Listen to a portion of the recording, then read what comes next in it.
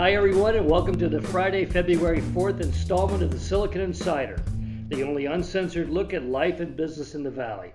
My name is Mike Malone. I'm here with special contributor Scott Budman, technology reporter for NBC Bay Area. Our producer is Jordan Henderson. Our East Coast correspondent, currently digging himself out of the snow, is Bob Grove, and our host, as always, is the Silicon Valley Business Journal. Okay, well, there's one big story this week, Scott. I mean, let's get right to it. Facebook, it got crushed this week. Yeah, all of the headwinds Facebook is facing came to a fore with the earnings, because one thing Facebook has always been able to do, think about it, no matter how scandalous, how much misinformation, how many people are leaving the company, it's been able to grow and therefore say, hey, our profits are going to be sky high. Now, to Facebook's credit, let's get this out of the way. Its profits are still very strong. Right. But for the first time ever, Facebook did not grow. Yes. And that made everyone step back and say, whoa, wait a minute. $1 trillion for a company that's not growing? Stepping back is a polite term for what happened. Yes. Facebook lost $237.5 billion in value in a single day. That's the largest single day drop in U.S. business history. Yes. That's stunning. I mean, that's a serious number right there. I've never seen anything like it. Well, I mean, again, this is $1 trillion company losing a quarter of its value in one day. And if you look back, the actual, Thursday was the day it lost all that money. But right. The stock tumbled Wednesday night when it reported earnings, and all of the sudden you saw 25% of Facebook's value shaved off, which means a whole bunch of Mark Zuckerberg's value, a whole bunch of employees' value, investor value, yes. 401k value. I mean, the ripple effects are huge for this company simply because it stopped growing. I mean, it underscores that truth that if you're one of the real high flyers, you cannot make a major misstep. Right. The market's going to punish you because they're giving you an added increment of value, I should say a multiple of value, based upon the fact that you're considered one of the superstar companies. Right, and look at the mistakes it's making, or at least, what it's walking into. No more growth, and that includes Instagram and WhatsApp. So, whoops, even the young hip companies are struggling. Apple's decision to not allow apps to track you without your permission. Yes, we figured that would hit Facebook, and right. They had to admit that really hit them, which means it will continue to hit them. Yeah, they said Apple's decision will cause them to take a $10 billion hit this year. Right, and $10 billion is also a number that came up when it talked about how much it's investing in its metaverse, and I still put that in air quotes. Yes. Because obviously they're not making any money on that yet. Yeah, they're blowing money on that. Well, I Right. won't say blowing; they're investing. That's the Right. that's a polite term, but we haven't seen any return on it. No, except a lot of talk. Right, there's a lot of talk, and I guess a lot of potential. But to me, the potential is its potential to track people, and there is potential to advertise in the metaverse. Neither of which young people are going to be attracted to. I interviewed for this story that I did yesterday Rebecca Jennings of Vox. She covers culture.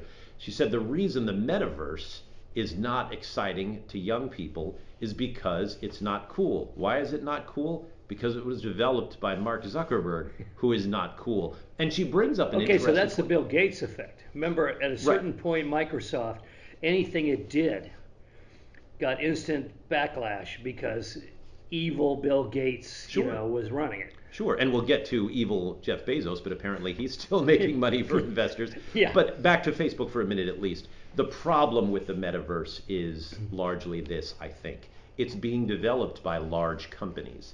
And what does that mean? That means it's impersonal. It means it's going to track us. It means there will be monetization right out of the jump. Right out of the gate. And these are not things that attract people to a site. TikTok, God bless it, is not publicly traded. We don't really know the numbers. There's, this whole, it's Chinese and all that. Mark's strategy up till now has been find the hottest new company for young people. Right. Buy it. Right. He buys WhatsApp. He buys, Instagram before that. First thing I saw was, why didn't he buy TikTok? Because TikTok is in many ways what's killing Microsoft right now, at least among young people.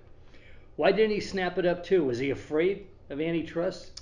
Yeah, I think anything that a company that size does instantly raises the, red alarm of antitrust. He didn't hesitate for the last two big ones. No, but it was a smaller company then. Yeah. Part of the reason Facebook grew so quickly is because of the very shrewd and intelligent ideas to buy Instagram and WhatsApp. Right. I mean, Instagram, remember, people said, how could you possibly pay $1 billion for that? Right. Much like earlier, they said, how could you possibly pay 1.6 billion for YouTube? Well, both of those companies turned out to be really, really Yes, good. well, but return that was on always investment. that always thought that was Zuckerberg's greatest skill, was that he recognized that where he was going to fade, and he, like a guy crossing a stream, stepping from rock to rock. As Facebook started to fade, he stepped in over to Instagram, then to WhatsApp, and it's like he didn't see the next rock.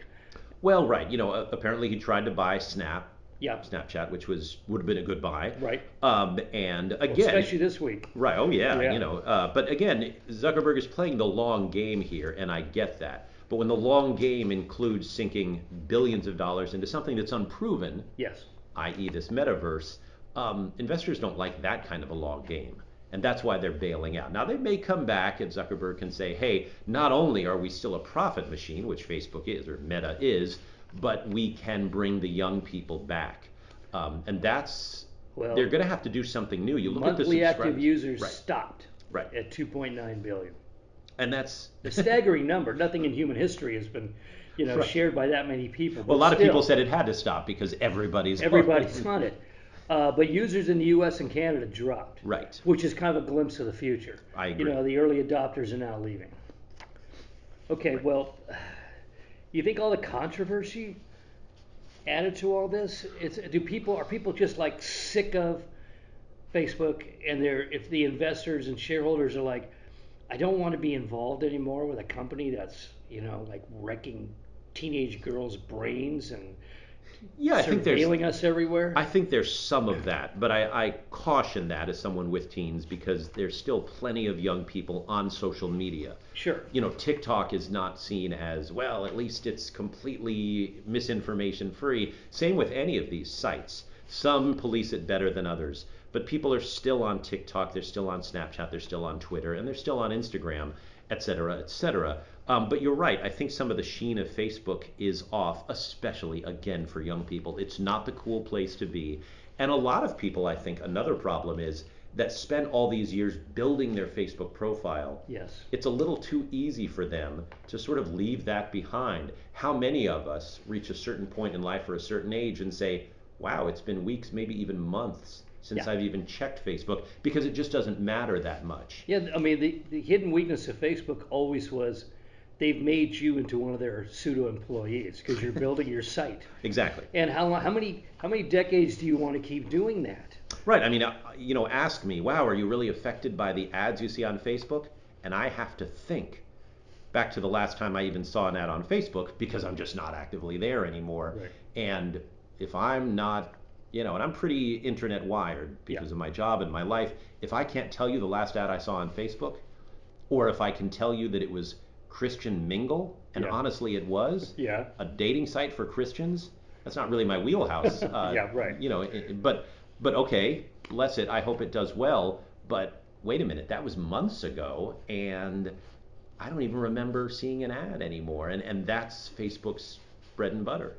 Some analysts at USB said one of the problems that Facebook has is they're juggling all of these new things, new directions and products and everything else, but none of them has paid off yet. While you look at Apple, Amazon, Google, a lot of their new revenues are being generated by new products and services. Right, but Amazon worked a long time to get profitable. It worked a long time on AWS. Apple obviously designs for a long time. Google, is still their Project X. Who knows what's going to come from there? Right. I mean, they bought YouTube, and that turned out to be a humongous cash cow. But it takes time. And again, Zuckerberg playing the long game here, but investors get impatient. And when you're playing the long game it's one thing to play the long game with growth. Yeah. Because you can always kick back on that and say, hey, look at these numbers. Netflix has done that for a long time. Look at how much our studio is spending. oh my gosh, that's crazy, but we're growing. Right. Okay, we'll still stay with a high stock price. But now Facebook is paying the price ultimately that any social network pays because it stopped growing. When a trillion-dollar company loses a quarter of its value, what impact does that have on the employees? You've been looking at your options, your Right. stock options, and saying, oh, they're worth this much. You're making plans, all of that. A lot of that goes away now. You're angry. You're pissed that the company didn't do what it was supposed to do. Right. How much, we've seen other companies when this happens, talent starts bleeding. People start looking elsewhere. It's not like there's a glut there's a shortage of job openings in the valley. Right. And we need people, and other companies do. If I was another company, I'd be recruiting at Facebook right now. And I'm sure that's happening. And you bring up a good point, Mike. I mean, there are two psychological things going on here inside Facebook. One that's been going on for a while is it worth it to work here? Yes. I've been told by Facebook employees it's hard now to tell people, family members, friends, that I work at Facebook. Yeah. And that's a big, big It's like thing. saying you work for the IRS. Right. And but for a while, you still made a whole lot of money if you could stay. And let's say that we measured generations of tech workers in what, 2 or 3 years? Yeah. It's not a whole generation for the real world. This is the first generation now that's, dare I say it, underwater on stock options. We haven't seen that in a while. Right, some of them for Facebook. And that does make a difference because the first psychological thing is it worth it to work here when everybody's throwing crap your way. But you'll take the crap as you drive by in your new Aston Martin. Exactly. But now, underwater, there are lots of startups in the valley still, other companies that are growing and hiring. I mean, you think Snapchat needs some workers now to catch up with its stock gains of the last 12 hours? Unbelievable. Goodness. Yeah, so there are still people hiring and companies hiring, and Facebook right now is going to have a tough time saying, hey, join us, because they're already huge and they're struggling. That's a tough combination. When things go bad, when you're snake bit, you're snake bit. I mean, did you read that Mark Zuckerberg, he did all hands call, and he had to apologize at the beginning because he said if I get tears in my eyes, it's because I scratch my eyeball. It was like,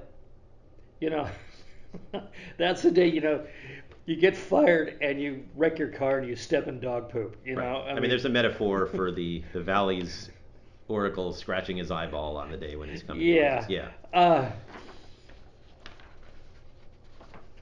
It's interesting. I was reading the media, the national media this morning, and the number of stories about Facebook is going to bring all of Silicon Valley down. That this day has come, the reckoning.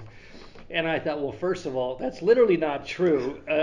But secondly, they always love this story. Right. If one of the big companies in the valley gets in trouble, it's the end of Silicon Valley. I mean, they have been making that story for 40 years. Right, and regularly. Last week it was the end of the tech rally. Until the end of the week when Apple reported earnings and the stock price went up and it lifted all boats. Right. This week, end of the road. Oh, but then midweek we had Google. Yes, we Google did. blows it out of the water, 20-for-1 split. Everybody's doing great. And then later in the week, tech's over again. Yeah. Thanks, Facebook. And then we add Amazon. I mean, we are proving those guys wrong by the day, but it certainly is a roller coaster ride if you're in tech right now. Well, let's go to the companies. Spotify, okay, hit by slow growth and then the controversy. Market value drops. You think Neil Young, Joe Rogan controversy had anything to do with the stock price?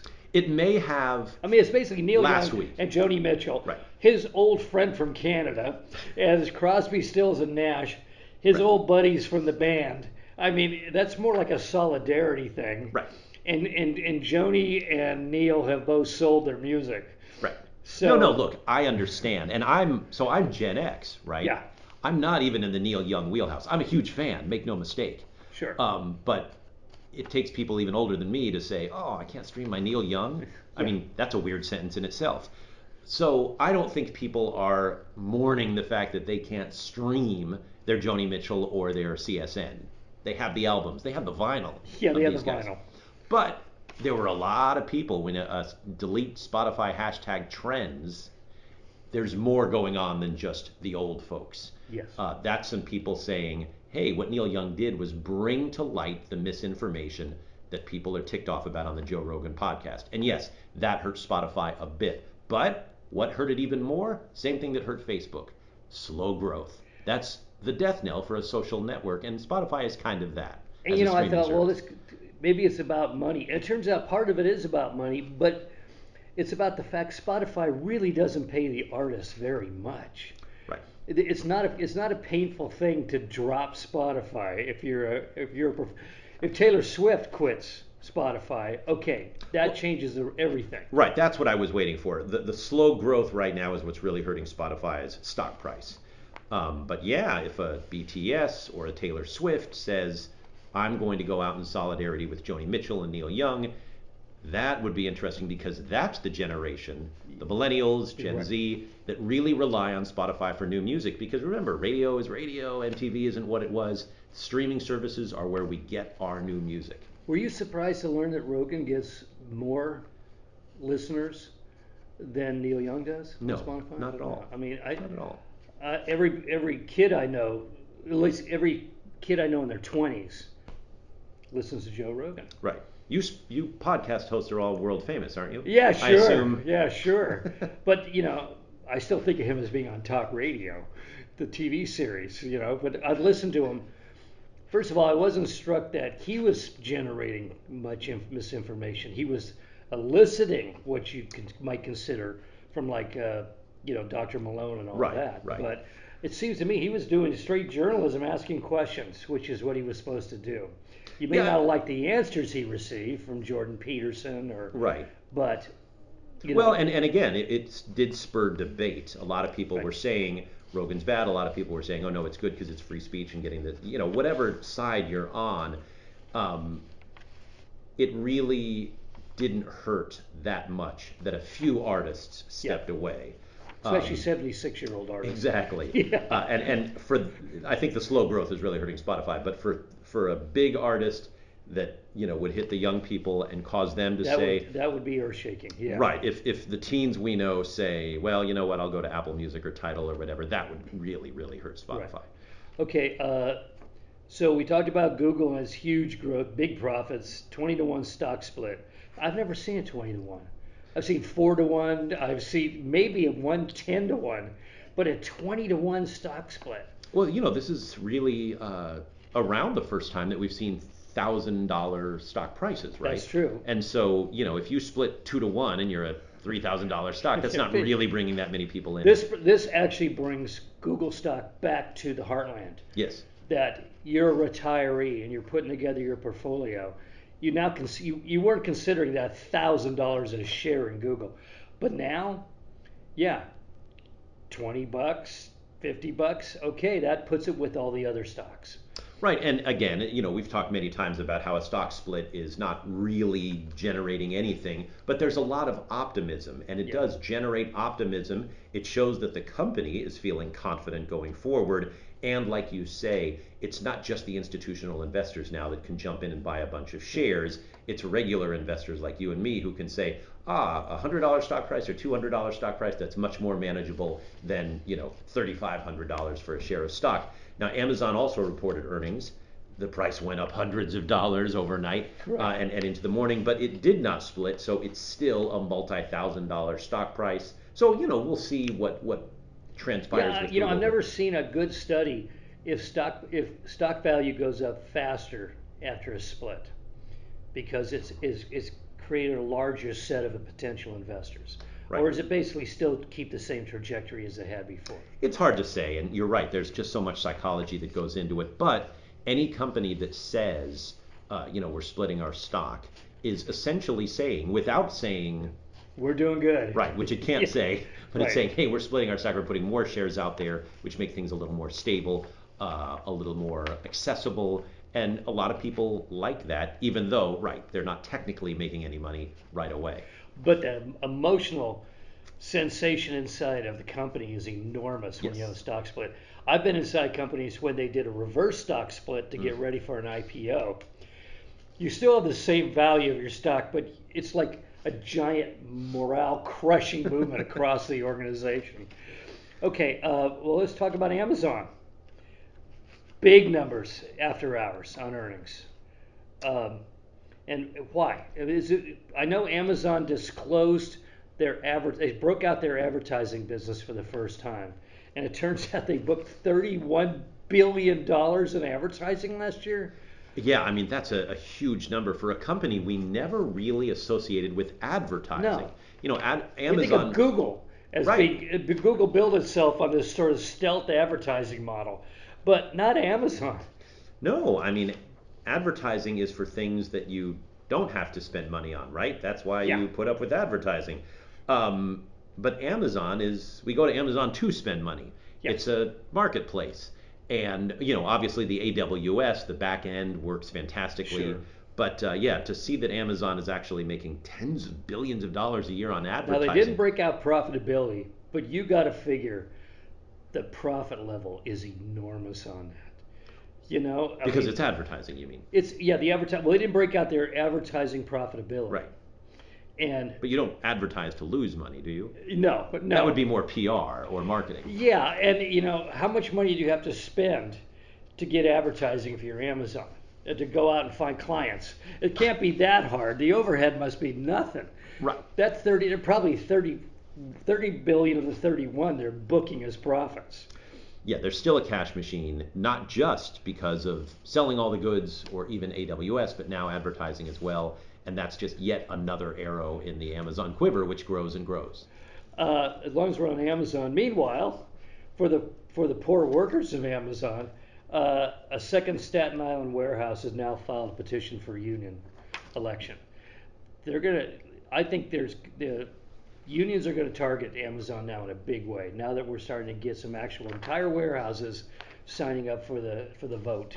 Yeah, I mean, you study the unions, and what are unions for? Protecting workers. Right. And I mean, the enormous and just ridiculous dichotomy of Amazon's stock price and profitability, and now even raising the price on Amazon Prime.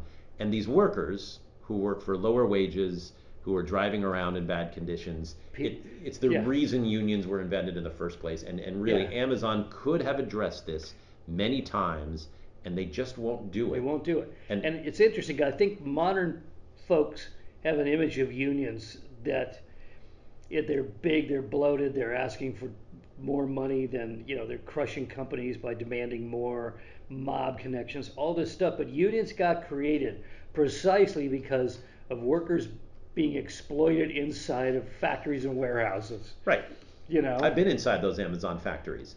I mean, maybe there's a Walter Reuther hidden in Amazon somewhere that's going to come to the surface and set everything on fire. I mean, figuratively, I think that's what they Yeah. want to do. I would say more like Norma Ray or something, right? Yeah. I mean, that wants to come out and say, hey, these conditions are bad. They could be better easily because Well, the those money is stories there. about people peeing into jars because right. they actually can't leave their work location. Right. That's not supposed to be work in America in the 21st century. No, and this is not a company that's struggling by its bootstraps to make Yeah. it work. This is we don't have Amazon. enough profits to pay you an extra Right. penny an hour. Right. I get the union link here with Amazon. It makes sense. And again, nothing against the unions, but this is not necessary. Amazon could have No. taken care of this, and it won't. And that's why you have a whole generation of young people growing up saying, Bezos is the devil. Let's boycott Amazon. Obviously, it's not hurting the company, but that again is going to be one of those companies where Well, maybe they have their Facebook moment coming. yes, where you tell the family you're working at Amazon, oh, you work for Amazon. And once again, when it rains, it pours. The story comes out yesterday that this historic bridge, I think it's in the Netherlands, right? Yes. They're going to have to dismantle it. I mean, they literally built this bridge, they rebuilt it, and it's like legendary. It's a famous National Historic Site. They're going to dismantle it so Bezos can get his giant super yacht down the river past it. Yeah, I mean it's good to be the king move, right? Yeah. Yeah. Yeah, I think if the union guy came around and he was signing people up, signing the petition to vote, and I was reading about that yacht and the bridge, that day I might sign. And I'm not a super pro union guy because they create their own set of problems, but I would sign that document in a heartbeat if I read that. Yeah, rich trillionaire can't give us an extra 50 cents an hour. Right. And again, this is all totally avoidable. Bezos doesn't Yeah. have to dismantle bridges. He doesn't have to buy the biggest yacht. He easily could pay these workers a lot more. He could easily improve the conditions. The money is all sitting there. They won't do it. And you wonder what the thought processes are. They got to know that it's a PR disaster. They got to know if they got to sit down with the unions at negotiating tables once a year over salaries and stuff. It creates a whole different burden on the company. Why don't they just deal with this thing? I'll say devil's advocate. It's not yet a PR disaster Yeah. to the tune of losing any money, like, say, Spotify and Facebook are going through right now. Right. Will Amazon have its moment? I don't know. GM was a very profitable company in Right. the 1930s when all those workers walked out. True. Okay, frothy. We got to go back to your frothy. Wormhole. Okay, so Wormhole is this really popular bridge that links Ethereum and Solana, right? The blockchains. Part of the blockchain. A lot of the blockchain. Imagine Yeah. a flaw in the blockchain And- with crypto. And Must be a they day got ending in hacked Y. Wednesday afternoon for $320 million. Wow. Well, again, that's still the risk. But it's you secure. take. It's safe. It's anonymous. You know. Right, we don't know. Well, and that's another problem. 320 million, can we track that? Yeah. I don't know. No, If it's your an money was in a- estimate. It's an estimate of 320 million. Right. If your money was somehow stolen in a bank, Yeah. the They'd have a FDI's count. Right, and they'd be able to cover it. We still don't have that with crypto. We still have a hackable crypto world, and that's one of the many risks you take if you decide to put your money in crypto. If I was Willie Sutton now, remember they asked him why he robbed banks, and he said that's where the money is. If I was Willie Sutton now, he only stole a total of like 20 million bucks. Okay. It was a long time ago. The most famous bank robber of all time, after Jesse James. If he was around now, you'd know he'd be in crypto. Absolutely. Oh, yeah. He'd be cracking the blockchain. Okay. New York Times, you sent me this one. I should mention Bob Grove sent us a lot of stuff on Facebook the last couple of days. The New York Times buys the Twitter word game Wordle. I never even heard of Wordle. So, all right, I'll catch up on this because I avoided it for a little bit. And then I'll read you the kicker, the punchline. All right, but so Wordle is a game literally someone created Yeah. for his loved one, who I think was recovering from something. And here's a little game you can do online. It's a little bit Scrabble, a little bit crossword. You choose a word. It tells you how many letters you got right and in what order. You keep going. You have 6 chances to put the whole word together. It's fun. It's mildly addictive. Yeah. For whatever reason, people started to post their results on Twitter. I still don't know why. Yeah. It's a fun game, but I don't know that I need to tell anyone, hey, it took me 3 turns to get the word. Everything you do in your life now, you have to tell the world about. Apparently so. And I must say, this is something I now every day talk to my teen about. Hey, how'd you do in the word? Oh, I got this or I got that. And it's a fun little thing to talk about. And the New York Times bought it from this guy for what the Times said was, quote, low 7 figures. Low 7 figures. That's the That's- punchline. Yeah, I mean, my math isn't great, but I think that means at least $1 million, Yeah. right? So that's impressive. Here's something that grew A, out of the creative mind, and B, because of social media passing it around, and is now worth at least $1 million. I say bravo. Yeah, I thought about it. I thought, well, it seems kind of wacky. But then I thought, that's how crossword puzzles started. That's how anagram games in the paper started. Why not this? Why not? 5 letters of fun. And whoever Go get invented it and go get it. Try. Whoever invented it, enjoy your new house. Exactly. And finally, my neighbor and our regular listener, the LinkedIn executive Nita McQueen, heard us talking a couple episodes ago about the crow problem in downtown Sunnyvale Yes. and making light of it. How silly it was to be worrying about a flock of crows. Well, she sent me a video off her phone, taken from her office. I think she's probably on the 4th floor of LinkedIn, downtown Sunnyvale, of a crow flock going by. A murder, right? A murder of crows. Oh, worse than that. Worse than a murder of crows. Yeah, this was unbelievable. I mean, no more joking about this. This flock of crows looked like starlings. I mean, they literally darkened the sky. And it was like, wow, that's an incredible amount of crows. So my apologies to all the people in the city, in the government of my town here, who are making a big deal about the crows. Bless you, but don't go get cheap lasers. I was going to say the lasers must not be working. Go get those 19th century punt guns, and when they're like 12 feet long and they fire 2 pounds of bird shot into the air at a time. So now you're advocating shooting harmless birds. Murdering crows. Murdering a murder of crows. That's what I'm advocating. Great. All right. Well, that's it for now, folks. You can find us on the Silicon Valley Business Journal homepage, as well as on Spotify, Anchor, Google Podcasts, Apple Podcasts, YouTube, and LinkedIn. Have a great weekend. We'll see you next week. Bye-bye.